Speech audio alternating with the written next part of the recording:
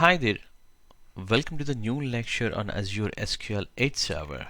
When it comes to the deployment for your IoT and IoT based deployments, you might have to deploy as an architect SQL Edge servers. So today we are going to learn more about how to design Azure SQL Edge servers and their different type of editions and the deployment models and the security, all of the stuff with the designing about Azure SQL Edge servers. So let's first begin with understanding about what exactly Azure SQL Edge server, and then we will move for the designing. Azure SQL Edge is an optimized relational database engine that's gonna helpful for IoT and IoT Edge deployments. And Azure SQL Edge is gonna provide capabilities to create high performance data storage and processing layer for IoT applications and also its solutions. And these capabilities includes the streaming process and analyzing the relational and non-relational. When we talk about the non-relational, for example, here we could take about the JSON file or a graph or time series data, which can make it the right choice for a variety of different applications, which are, we call it as a modern IoT applications. Just to let you know that Azure SQL Edge is built on latest version of your SQL Server database engine, which is a leader of the industry for in terms of providing the performance and security and even querying capabilities with the TSQL and a lot of other things, as you know about the SQL. So all that can be performed with the help of SQL Edge, but this is dedicatedly designed for IoT devices or IoT applications. Azure SQL Edge is available basically in two different editions, starting with Azure SQL Edge Developer Edition, which is used mostly for the developing the applications with the limited CPU power. If you could see here, 4 cores with the 32 GB of the memory. And when we move for the production, the applications we might be utilizing the Azure SQL Edge, which is exactly the double the performance of your developer edition. In this case, the 8-core CPU with 64 GB of memory it can support. So these are the two different editions are available. One for the first one would be for the developing the applications, and other one would be for the production suitable.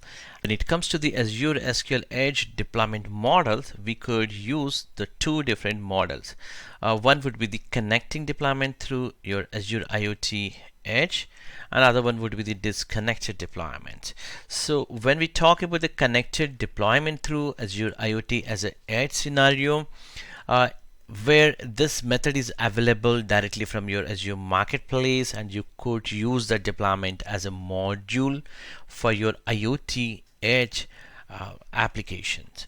And when it comes to the disconnected deployment, it is actually available as the Azure SQL Edge container images, which can be pulled directly from your Docker Hub, or it can be even deployed through a standard Docker container, or on a Kubernetes cluster also can be deployed.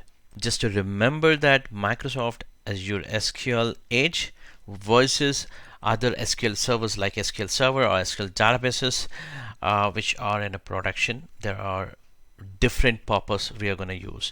So Azure SQL Edge is optimized for your IoT use cases or for the workload purpose, whereas the SQL Server or Azure SQL is dedicated for your built-in mission critical or data management solutions or line of business application purpose, whereas the Azure SQL Edge is only focuses on IoT and IoT deployment. If you ask how does Azure SQL Edge works, Azure SQL Edge is a containerized Linux application, and this has a startup memory with the 500 MB or lesser than that, and it's going to allow you to design and build some kind of applications that's going to run for many of your IoT devices. So once you design that, it can capture continuous data streams in a real time, and also you could integrate the data with other data solution applications. And if you could see here, this is a small diagram which we are talking about Azure SQL Edge here, and within this it can stream and it can store within this database, and it can process with optional business logics for the customer standard procedures or functions. You could analyze with the machine learning, all of that stuff. But let's try to understand a simple concept here, that it's not just the important to capture continuous real-time streaming of this data, even for the increasing amount of the data. It is because you're continuously capturing and continuously you're streaming the data. It gives you a lot of value for the inside information, because it's an IoT device, and IoT applications will real-time monitor. So you might need to address some other problems also during this streaming process. So the streaming engine allows for the transformation for windowed aggregation with a simple anomaly detection and classification of incoming data streams. And that other one would be the time series storage engine that is going to allow storage of a time indexed data. For example, you want to analyze this kind of data, and this can be aggregated and stored in a cloud for future analysis. If you look at this new design which is popped in the screen, this Azure SQL Edge is gonna interact with IoT devices. At the same time, it's gonna interact with other edge gateways and edge servers, and this is going to interact even with your on-premises or maybe an Azure cloud service for SQL for intelligent cloud, or maybe SQL servers for other applications. So now you need to think about the security here. When it comes to the security is definitely a primary concern when you're deploying your IoT applications to the edge. So because Azure SQL Edge is based on SQL Server technology, one of the most secure database platforms available, but it has some of the security features definitely that you must have to use from the SQL Server Enterprise. Example, the SQL Enterprise Server has a lot of other features. So the similar features you might have to utilize here also. The same security policies and the practices that you might have to extend from cloud to edge deployments. So if you are knowing about the Azure SQL policies and the best practices, the same thing can be applied here for Azure Edge deployments also. You could see here 4 pillars that we can talk about. One would be the platform and security system. This is going to include your physical Docker hosted platform, or the operating system on the host, and the networking systems and connecting to your physical device and application clients. All of that stuff comes under platform and system security, which is a physical thing.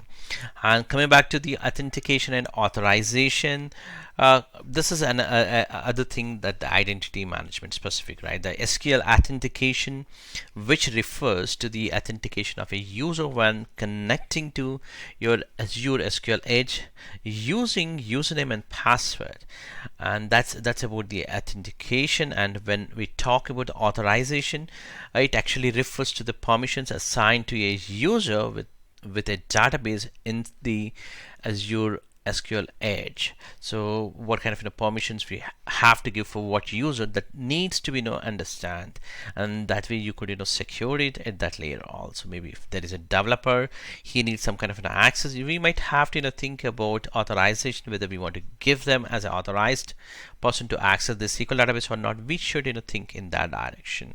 And with the third pillar, database object security is nothing but the secureable things. For example, the servers and the database and the object the database contains. So here the 3 things we talked about: the server, database, and the objects within the database. So how you're gonna secure it? For example, you could do it with the encryption, enhanced security, and also the data protection with the transparent data encryption, TDE we call it, and this is going to enable the compliance with many security regulations.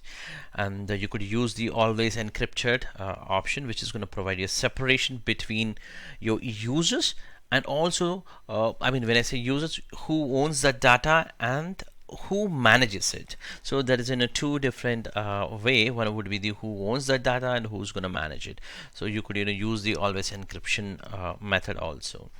And when it comes to last pillar, which is application security, which is nothing but the Azure SQL Edge security best practices, which is going to include the writing the secure client application. Definitely that is under application development side. So you must have to write in a secure client application for the best practices to be followed when you're trying to develop the application. So these are the security point of view. Let me put it here from a requirement point of view when we could use Azure SQL Edge as a really ideal solution based on the requirements. So if you could see the connectivity limitation, so here Azure SQL Edge is going to support solutions that's going to work with or without network connectivity, and that's where Azure has one of the capability. So connectivity limitations, if you talk about. And coming back to the slow and intermittent broadband connections, then Azure SQL Edge is going to provide a powerful local database. It can negate the needing to forward all the data to the cloud-based database, and which is going to eliminate the latency point of view. So it can process then and there, and you with that information. And also from the database security, the data security and the privacy concerns, Azure SQL Edge can be implemented with the RBAC, that's a role-based access control, can be applied from the Azure point of view, and also ABAC, which stands for your attribute based access control. And also you also have the encryption, which we talked about the security section, and also the data classification can be done. So this is going to really helpful for securing control access to your IoT applications and its data. And coming back to the synchronization and connectivity to backend systems, that's it. There's a requirement for your synchronization and connectivity to backend systems. Then Azure SQL Edge is going to provides ease of exchanging data with other systems like Azure SQL Database, SQL Server, Azure Cosmos DB. So we did talk about this point also beginning of this lecture. And coming back to the last bulletin point, that is the familiarity. So we did talk about the SQL Edge is actually built on the Microsoft SQL Server. So you get the similar concepts or the skills that can be utilized, so that the coders or developers no need to learn additional skills definitely, and you can reuse their codes and their skills also, because it's actually built on existing Microsoft SQL Server or TSQL language. Thank you for watching this. We will catch in another lecture on Cosmos DB maybe. Thank you.